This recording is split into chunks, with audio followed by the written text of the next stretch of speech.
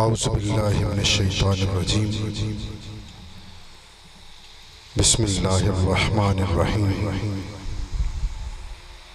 الصلاة والسلام علی سید الانبیاء والمرسلین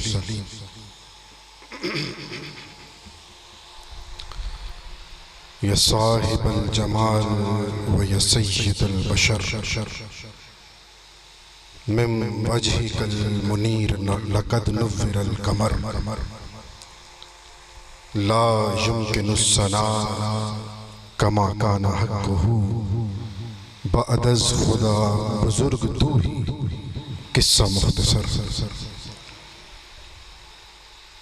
شاہ است حسین۔ اگر آپ میرے ساتھ مل کے دہرائیں گے تو آپ کی حاضری بھی باقاعدہ میرے ساتھ لگ جائے گی۔ شاہ است حسین، بادشاہ است حسین، دین است حسین، دی پناہ است حسین، سرداد نداد دست در دست یزید، حقا کے بنائے لا الہ است حسین۔ قتل حسین اصل میں مرگ یزید ہے۔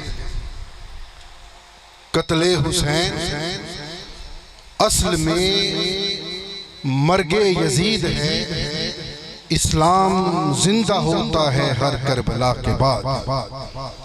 یہ جو اس شعر کا جملہ ہے نا، ہر کربلا کے بعد، اس کو میری گفتگو کے دوران جو مختصر ہے آپ نے ذہن میں رکھیں۔ کیا جملہ ہے؟ ہر یہ پیچھے جو احباب بیٹھے ہیں وہ ساتھ مل جائیں۔ ہر ذرا مل کے سب کہہ دیں کیا جملہ ہے؟ میں چاہوں گا اور کوشش کروں گا کہ اپنی گفتگو اسی پہ ختم کروں۔ قابل صد احترام محترم المقام محترم انجینئر رفیق نجم صاحب، مرکزی نائب ناظم اعلیٰ کوارڈینیشن محترم اسامہ مشتاق صاحب، مرکزی ہیڈ سوشل میڈیا مصطفی اسٹوڈنٹس موومنٹ پاکستان محترم نعیم احمد ملک صاحب، مرکزی social media had Minhaj youth league Pakistan محترم غلام عباس صاحب جو کہ آج کی اس بزم کے منتظم ہیں، اور محترم ثاقب صاحب صدر منہاج یوتھ لیگ شیخوپورہ۔ سب سے پہلے آج کی یہ اسوہ حسین کانفرنس بسلسلہ شہادت امام علی مقام امام حسین علیہ السلام کے انعقاد پر، کامیابی پر اور اس خوبصورت بزم کے سجانے پر میں انتظامیہ اور بالخصوص محترم غلام عباس صاحب اور محترم نعیم احمد ملک صاحب کو مبارکباد پیش کرتا ہوں۔ ننکانہ سے تشریف لائے چودھری یاسین صاحب جو کہ محتمم ہیں گیریزن کالج ننکانہ کے، محترم خالد صاحب جو کہ ناظم ہیں تحریک منہاج القرآن ننکانہ، اور دیگر تحریک منہاج القرآن کے جملہ فورمز کے ذمہ داران، اہلیان علاقہ۔ آج دراصل جو خصوصی گفتگو اور خطاب ہے وہ میری دعوت پہ تشریف لائے ہیں انجینئر رفیق نجم صاحب۔ میں ان کو خوش آمدید بھی کہتا ہوں اور ان کا شکریہ بھی ادا کرتا ہوں۔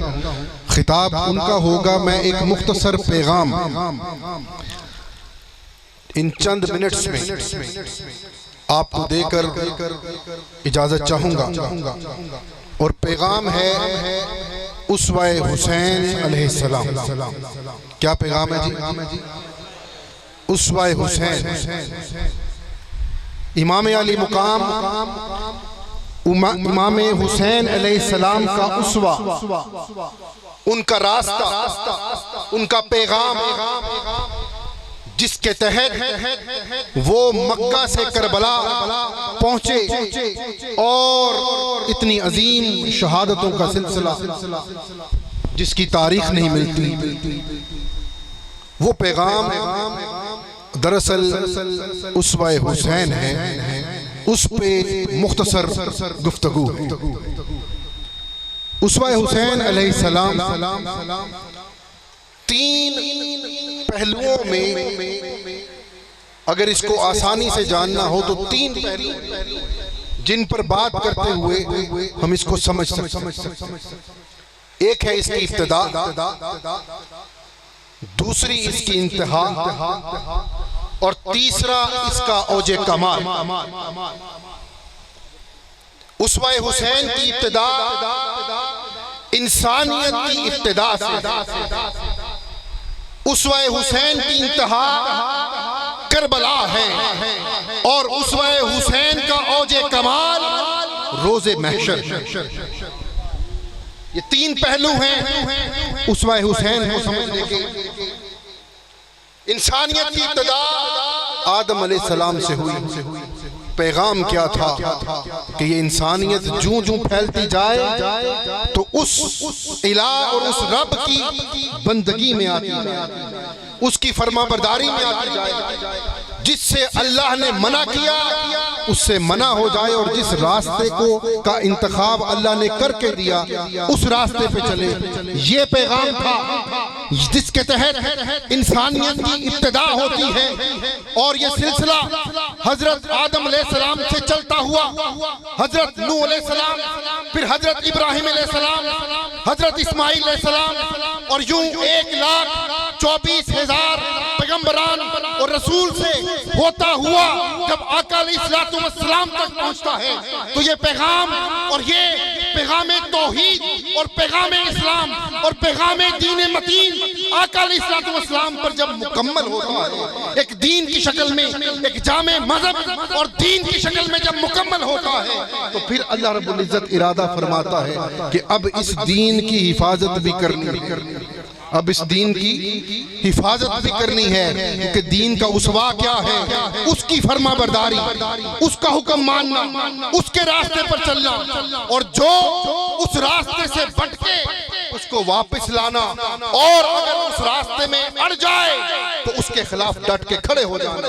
یہی اسوہ حسین ہے اور یہی پیغام رب ہے کہ جس کے تحت انسانیت کو پیدا کیا. یہ پیغام جب آقا علیہ السلام کی ذات پر مکمل ہوتا ہے تو دین متین کے مکمل ہو جانے کے بعد اس کی حفاظت کا ذمہ اللہ رب العزت جس گھرانے کے سپرد کرتا ہے وہ گھرانہ ابو طالب کا ہے. ذات علی کرم اللہ وجل کریم کی ہے. مثال پوچھیں تو آئیں ہجرت مدینہ، ننگی تلواروں کے سائے میں جب بستر مصطفیٰ پر لیٹنے کی باری آتی ہے تو کوئی اور ذات نہیں ہوتی، علی کی ذات ہوتی ہے. خیبر کے میدان میں اسلام کو بچانے کی بات آتی ہے تو کوئی اور ذات نہیں، علی کی ذات ہوتی ہے. ارے صحابہ کرام جب کسی مسئلے میں پھنستے ہیں تو رجوع کرتے ہیں علی کے ساتھ. اسلام کو جب مشورے کی ضرورت ہوتی ہے تو کوئی اور ذات نہیں، علی کی ذات ہوتی ہے. راز یہ ہے کہ حفاظت اس گھرانے سے شروع ہوئی، راز یہ ہے کہ حفاظت اس گھرانے سے شروع ہوئی اور اسی گھرانے سے آگے چلے گی. پھر دور آتا ہے وقت کے یزید کا، ملون کا، فاسق کا، فاجر کا، ظالم کا، جابر کا، اور ادھر ہیں امام حسین علیہ السلام. ادھر ہیں امام حسین علیہ السلام. کیا کہتا ہے یزید کہ میں بادشاہ بن گیا ہوں، خلیفہ بن گیا ہوں، جیسے بھی بنا بن گیا ہوں، اب میری بیعت کرو. میں وہ خلیفہ بادشاہ ہوں جو ظلم کو ترجیح دیتا ہوں، فسق کو ترجیح دیتا ہوں، فجور اور ستم کو ترجیح دیتا ہوں، شراب پیتا ہوں، زنا بھی کرتا ہوں. ہر چیز کو میں اپنی ذات کے ساتھ اپنے عمل میں شامل کرتے ہوئے پیش بھی کرتا ہوں، اور میں اسلام کا اس وقت کا خلیفہ بھی ہوں، مجھے قبول کرو۔ اور یہ قبولیت کس سے مانگ رہا ہے؟ قبولیت کس سے مانگ رہا ہے؟ بیعت کس سے مانگ رہا ہے؟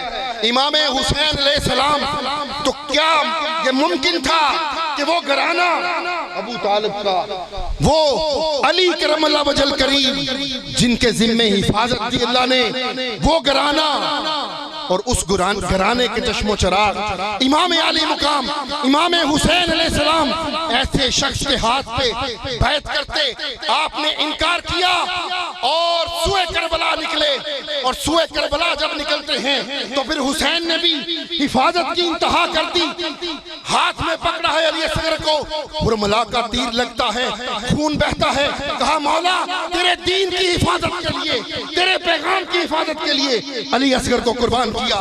علی اکبر جوان علی اکبر کو میدان کربلا میں بیچتے ہیں، اور جب دیکھتے ہیں کہ علی اکبر بھی شہید ہوا تو کہتے ہیں مولا علی اکبر کو بھی تیرے دین کی حفاظت میں قربان کیا، ارے قاسم قربان، علی اصغر قربان اور علی اکبر قربان، حتیٰ کہ حسین علیہ السلام نکلتے ہیں میدان کربلا میں ہزاروں یزیدیوں کے سر اڑاتے ہوئے، وقت نماز آتا ہے، سجدے میں جاتے ہیں اور اللہ کا اذن آتا ہے، سر تن سے جدا ہو جاتا ہے، لیکن حسین نے اس پیغام کو نہیں چھوڑا، حسین نے اس درس کو نہیں چھوڑا، حسین نے رب کی فرما برداری کو نہیں چھوڑا، حسین نے رب کے دیے راستے کو نہیں چھوڑا، حسین نے اپنے نانا کے دیے ہوئی تعلیمات کو نہیں چھوڑا، درس کو نہیں چھوڑا، اپنے بابا کے دیے ہوئے راستے کو نہیں چھوڑا، اسی راستے پہ چلتے ہوئے کربلا میں خود بھی شہید ہوئے، اپنا خاندان بھی شہید کروایا۔ کیوں؟ اس لیے کہ رہتی دنیا تک اسلام تو زندہ رہے گا، یہ کامل دین ہے، یہی زندہ رہے گا، لیکن جب دنیا میں پہچان کی بات آئے کہ کون حق پر ہے اور کون حق پہ نہیں ہے، کون حق کی طرف ہے کون باطل کی طرف ہے، تو لکیر کھینچ لی حسین نے کہ جو اس طرف ہوگا وہ حسینی ہے، جو اس طرف ہوگا وہ یزیدی ہے، حق دیکھنا ہے تو حسین کی طرف اور باطل دیکھنا ہے تو یزید کی طرف۔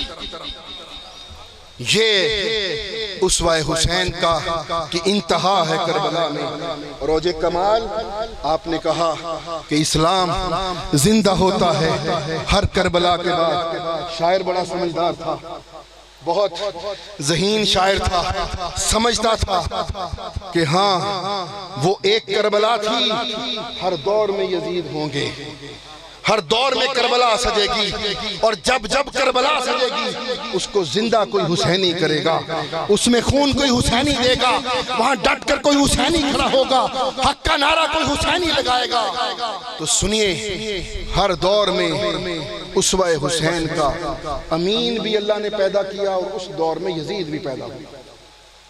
ہر دور میں اسوہ حسین کا امین بھی اللہ نے پیدا کیا، اور یزید بھی اللہ نے پیدا کیا، جو یزید کی طرز آپ کو بتانے کی ضرورت نہیں، آپ پاکستان میں رہتے ہیں، جس باطل نظام نے آپ کو جکڑ رکھا ہے اور آپ کی نسلوں کے مستقبل کو بھی تاریک کر دیا، اور پاکستان سے کسی دور میں 1000 کے قریب، ہزاروں میں نوجوان جا چکے، لاکھوں میں جا رہے ہیں، اور 14-15 لاکھ کے قریب پاکستان سے نوجوان چھوڑ کے دوسرے ملک جا چکے۔ جس ملک میں نوجوان رہنا نہ چاہے وہاں یزیدی نظام نہیں تو اور کون سا نظام ہے؟ اس نظام کے خلاف آج کے دن تک اگر کوئی آواز ڈٹ کے کھڑی ہے تو وہ کوئی اور نہیں، شیخ الاسلام ڈاکٹر محمد طاہر القادری کی آواز ہے، اور آج کے دور میں اسوہ حسین کا امین کوئی اور نہیں، ڈاکٹر محمد طاہر القادری۔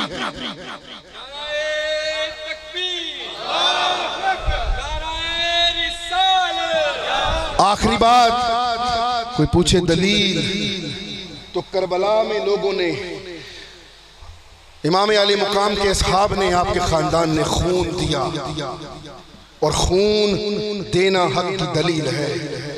سانحہ ماڈل ٹاؤن میں 14 لوگوں نے خون دیا، کیونکہ خون دینا حق کی دلیل ہے۔ کیوں دیا؟ کون دیتا ہے اپنی جان؟ کیوں دی جان؟ کیونکہ ان کو اس نے سکھایا تھا جو اس دور میں اسوہ حسین کا امین ہے، اس نے ان کو فکر حسین دی تھی، راہ حسین دی تھی، حسین کی وہ تڑپ دی تھی جو تڑپ اس وقت شہید ہونے والوں میں تھی، وہ حسینی کردار کے ساتھ سینے پہ گولیاں کھا کر شہید ہوئے۔ اسی اسوا کے ساتھ منہاج یوتھ لیگ نگر نگر، گلی گلی، کریا کریا، کوچا کوچا فکر حسین کا پیغام لے کر جا رہی ہے، اور جہاں فکر حسین ہو پھر فکر حسین کے دشمن بھی ہوتے ہیں۔